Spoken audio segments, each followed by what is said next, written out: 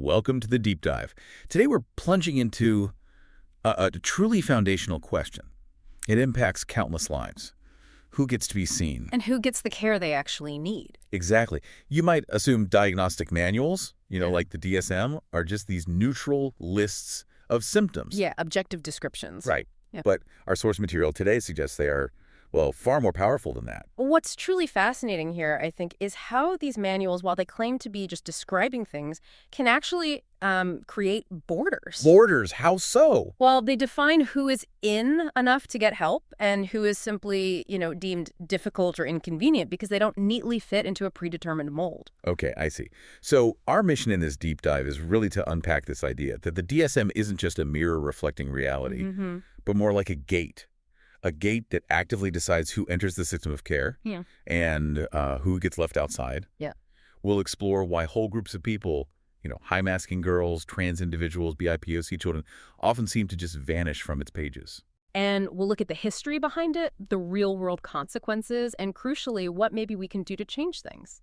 So where are we drawing this from? We're drawing from a really powerful Substack article. It's titled Beyond the DSM, Who Gets Counted, Who Gets Care?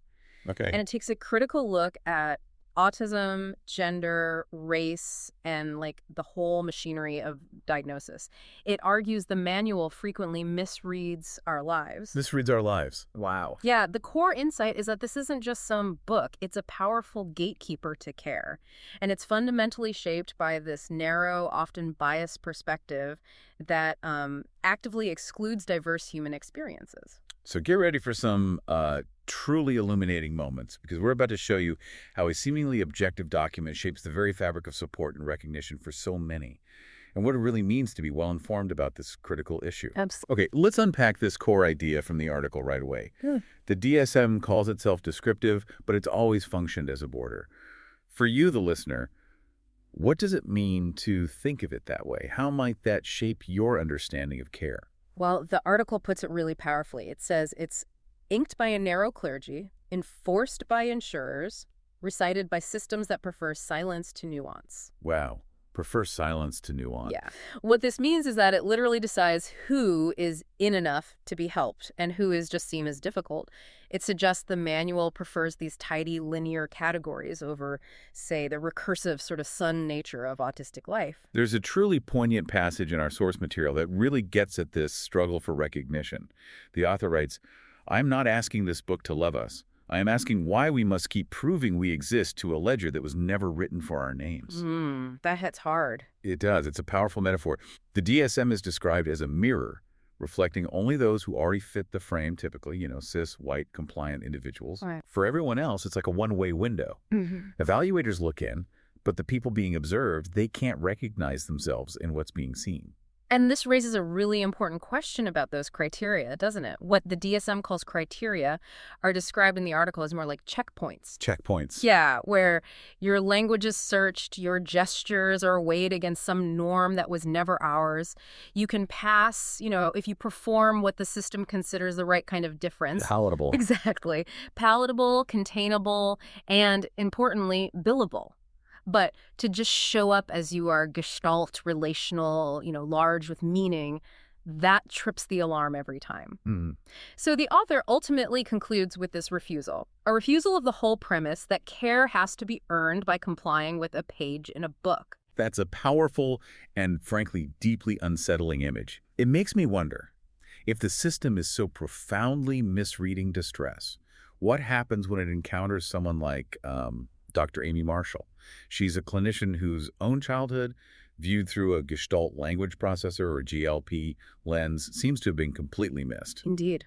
The article introduces Dr. Marshall, a clinician who, like many people, learned to name her own needs last. Right. From a GLP perspective, which means she processed language in these whole meaningful chunks, these gestalts initially rather than word by word. Her childhood reads like a catalog of cues that were just misread as their opposite. Can you give an example? Sure. So her early sentences were seen as proof she was fine, not a red flag for a different communication style. Whole phrase memory was mistaken for, being precocious instead of a distinct learning pattern. Okay. Deep absorbing projects, treated as diligence, not hyperfocus. And sensory seeking and avoidance, those were just waved away as quirks. So it wasn't an absence of difference. No, it was the very texture of it.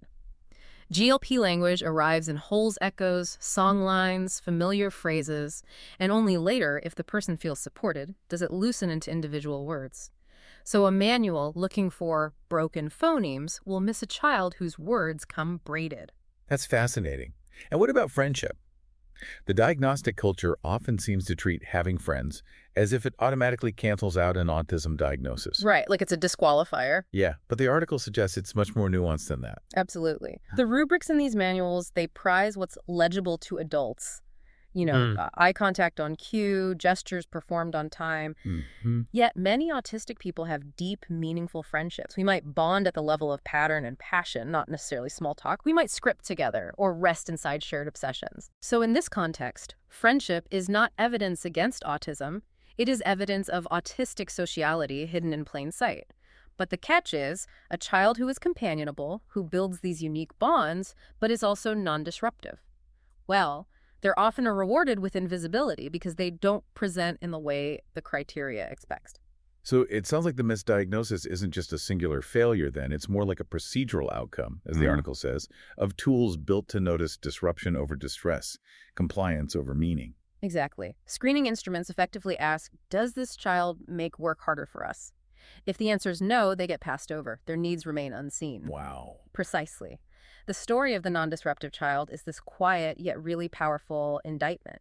It's proof that when diagnostic criteria are calibrated to adult convenience, we reliably miss the GLP child who learns in wholes, regulates through rhythm, and basically survives by staying tidy. The system reads no problem here. But the child's body often reads, hold on for dear life.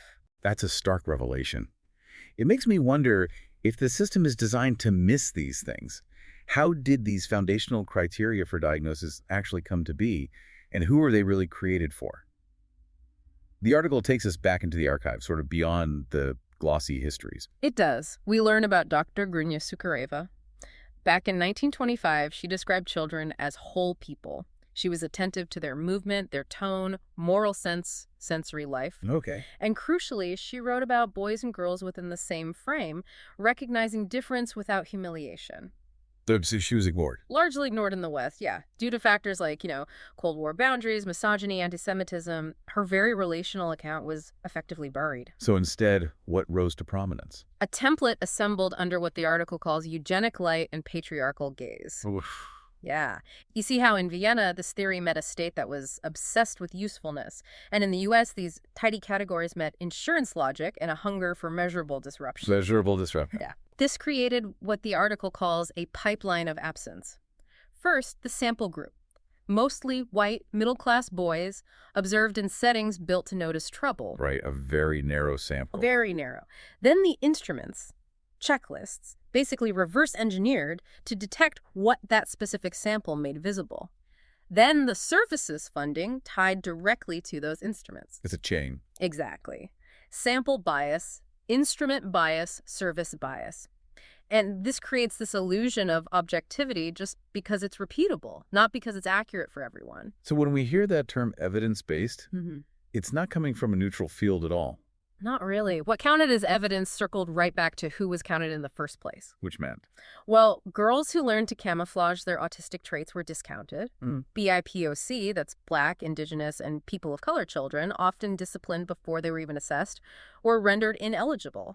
And as the article notes, trans women were never in the room where the criteria were drafted, only in the waiting room where they were enforced. Yeah. Sukareva's holistic perspective, it was eclipsed, not because it was wrong, but because it refused the calculus of worth that the new order required, that DSM basically inherited and then canonized that calculus. Building on that, the article introduces another really striking metaphor for the DSM, not just a book, but a gate. What does the article mean by that? What are the implications of thinking about it that way? It's a really powerful analogy, I think, because gates, right, they do three things. They decide who gets to enter, what counts once you're inside, and crucially, who pays. Okay.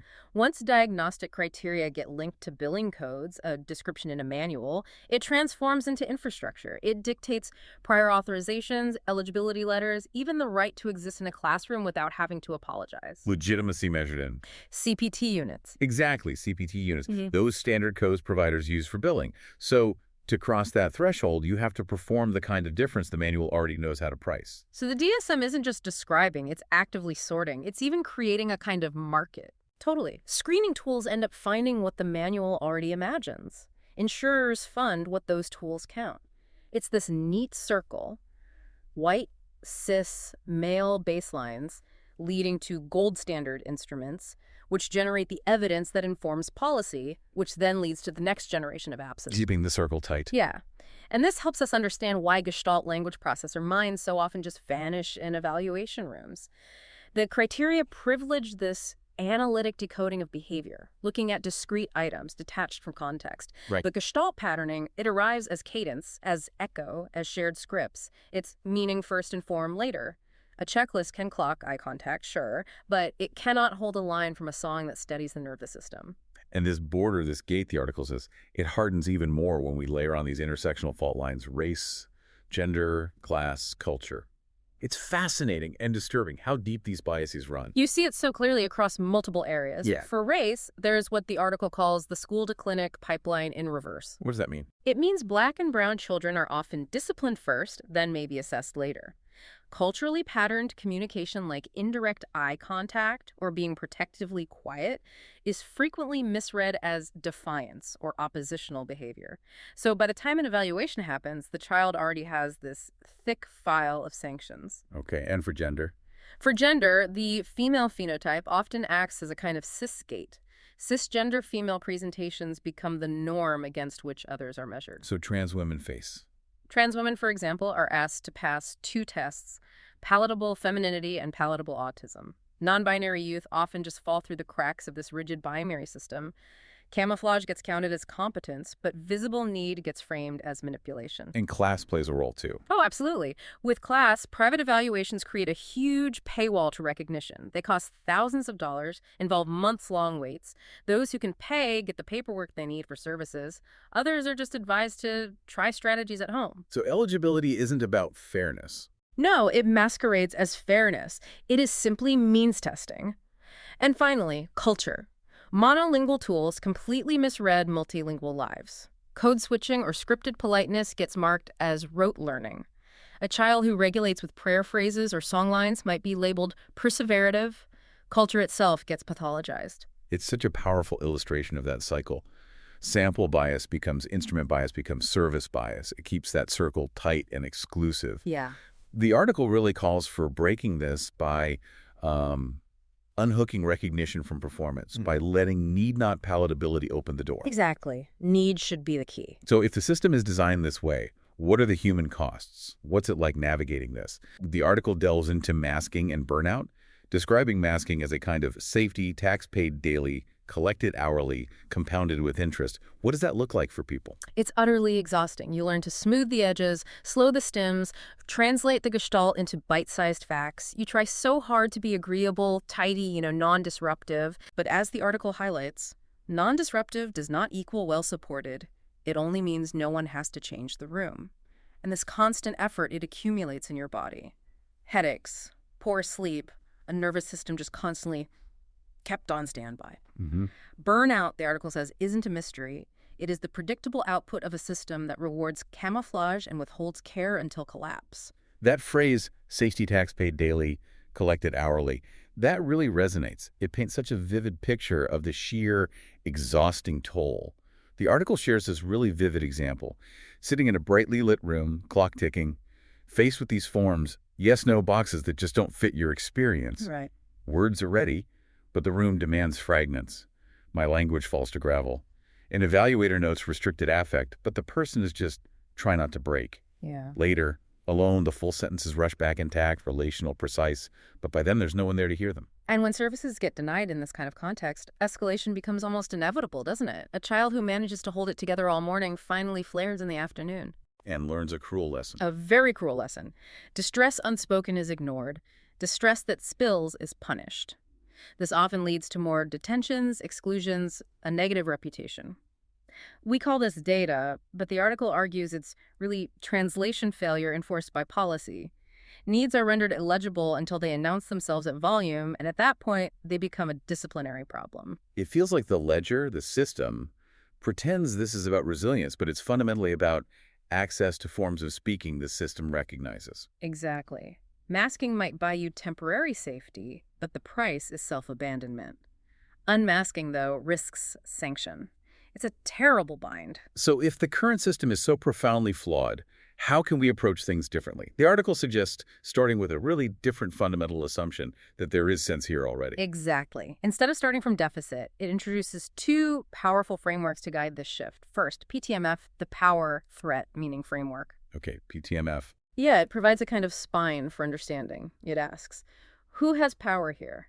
What threats, social, sensory, institutional, are present? And what meaning does the person's response carry, given their history and context? Right, understanding the why behind the what's. Precisely. And then there's GLP praxis. That's Gestalt language processor theory put into practice. That adds method. Yeah. Language arrives in wholes. It's co-constructed in relationship. So we honor the Gestalt first, and then gently loosen form when a sense of safety truly holds. Those sound like really essential foundations. What are some concrete, actionable shifts the article suggests for us, the listeners, to consider? Whether you're a parent, an educator, a clinician, how can we put this into practice? Yeah, the article offers quite a few. First, moving from seeing symptoms to understanding situated meanings. Okay, situated meanings. So instead of labeling a child wearing a hoodie as avoidant, maybe ask what threat they're navigating, like bright lights or loud noise. A repeated film line isn't just scripted perseveration. It could be a self-stabilizing gestalt. And a simple no isn't defiance. It's a boundary. Understand the function. Exactly. Understand the function and context. Next, shifting from those vague functioning labels like high or low to creating detailed support maps. Support maps. Yeah, replace those labels with specifics like writes in chunks after shared reading, needs dimmer lighting and movement every 15 minutes, does best with Mrs. Patel or maybe a peer scribe. And this map should include potential failure modes and repair steps. Real, actionable guidance. That makes sense. Then, transitioning from rigid behavior plans to more relationship-centered agreements, co-create predictable ways to exit a situation, maybe hand signals or co-regulation kits. And importantly, swap consequences for finding the conditions that make desired actions possible, fostering understanding over punishment. Okay. For Gestalt language processors, that shift from phonics first to meaning first is vital. Lead with songs, scripts, high-meaning chunks, what the article calls echoic literacy. Build personalized phrase banks, then introduce phonics as a tool that serves meaning, not dictates it. So meaning leads. Meaning leads. In documentation, move away from just counting noncompliance towards keeping a what helped log recording the antecedent threats, the supports offered, and which ones actually worked. Shifting focus from deficits to effective strategies. That's a big shift. It is. And assessment redesign. Allow scripted or whole phrase answers. Actively rate stress during evaluations. Offer sensory breaks. Invite a trusted person into the evaluation room. Score the communication that is achieved, not just the format it's delivered in, noting relational safety. Right. And finally, this idea of access without the gate, accepting community attestations, teacher portfolios, family journals, self-reports as immediate grounds for interim support. The message is powerful. Needs first eligibility now, paperwork can catch up later. Needs first. This is how we read differently, by centering power, naming threat, and listening for meaning until the room itself becomes a co-author. Those are incredibly practical and really paradigm-shifting ideas for individual practice. But if we connect this to the bigger picture, what about systemic change? The article provides a pretty clear roadmap for policy and practice shifts to really shrink that gate and grow the commons. It does suggest many actionable steps. For example, a big one is decoupling access from the DSM code. Adopt needs first, eligibility. Enforce what idea the Individuals with Disabilities Education Act already allows. Services triggered by educational impact and documented need, not just a medical diagnosis code. So needs, not just the code. Needs drive it. Then retrain evaluators on GLP. This means funding autistic-led rubric rewrites, offering fellowships for autistic clinicians and educators to co-author new protocols, getting expertise from lived experience. That seems crucial. Absolutely. And mandate intersectional bias audits. Yeah. Require rigorous checks, differential item functioning analyses by race, gender, class, language for any screening or progress monitoring tool. Basically, check if tests are fair across groups and get rid of the ones that aren't. Create a parallel pathway. Allow community attestations, teacher notes, family journals, self-reports to qualify someone for interim supports, say 90, 120 days, while formal evaluations are pending.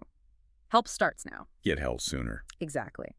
Upgrade clinical supervision require a PTMF case formulation note alongside DSM checklists in health records for autism evaluations. Embed that contextual understanding, maybe a new procurement rule adding equity clauses to RFPs, requiring open tech specs and community governance seats, including autistic and trans folks on selection panels. More transparency. Yeah, and transparent dashboards. Publish quarterly data broken down by demographics on referrals, time to support, denials, exits, show who's getting in and who's being left out. Make the patterns visible. Make them visible. Mandate environment standards for assessment sensory accommodations, movement breaks allowing a trusted person, accepting scripted responses as valid communication. Create funding carve-outs for common supports. Setting aside funds for needs for supports like communication partners or co-regulation kits without diagnosis prerequisites. And finally, family and youth co-design. Pay stipends to autistic youth and families, especially BIPOC, trans non-binary, multilingual folks, to co-design forms and feedback loops. Make solutions truly responsive. That's a really comprehensive and incredibly actionable roadmap. The article encourages just starting somewhere, right? Start with 2 parallel pathway now and bias audit before tools, then build the rest. Exactly. The core message is clear. Shrink the gate. Grow the commons. To bring this incredibly relevant discussion right up to today, the article includes a June 2025 update that powerfully reinforces everything we've talked about. What happened with those 2 Latina students mentioned, given all these systemic issues? Yeah, it's a stark reminder. These 2 high-masking Latina students who had basically been trained by American schooling into compliance. They went through their county's really labyrinthine autism evaluations. They did everything right, performed perfectly according to the system's expectations. And yet, the new DSM-5 TR, that's the latest revision checklist, still concluded there was nothing to see. that illustrates it perfectly, doesn't it? Yeah. The DSM as a border, perpetuating these systems of absence. It truly does. The system prizes disruption over distress, performance over meaning, analytic fragments over gestalt life, especially, they note, in teleassessment, where the subtleties that carry sense for GLPs, the rhythm, the scripted lines, relational regulation, they just flatten into appropriate affect and cooperative check marks. Non-disruptive becomes the alibi for non-support. Exactly. High masking becomes disqualifying. And the article concludes with this searing observation. This wasn't an accident. The system did not miss them by accident. It missed them by design. Wow. We've covered a vast amount of ground today, exploring how these diagnostic manuals aren't just descriptions, but active shapers of lives and access to care. It's such a powerful call to rethink some fundamental assumptions. This deep dive really has shown that the DSM, well, it won't save us. It can barely see us sometimes, but communities can. Classrooms can. Clinicians who choose meaning over mastery can. Yeah. We don't need a kinder cage. We need fewer cages. If you must keep a manual, the article suggests, keep it like an index, not scripture. Count what helps, discard what harms, and really listen when the chorus contradicts the page. This raises that important question for you, our listener. What can you do with this new knowledge? The article reminds us we were never late, never edge cases. We are the authors of care, of language, of lives that refuse to be flattened, and we are already writing the next book. So start where you stand. Notice one child in holes. Rebuild one form so it feels like an invitation. Open one door without demanding proof first. The chorus is here. All that remains is to listen. Thank you for joining us on this deep dive into understanding who gets counted and who gets care. We hope you feel incredibly well informed and maybe even inspired to see these systems with new eyes and perhaps contribute to building more inclusive, supportive approaches. Until next time, keep diving deep.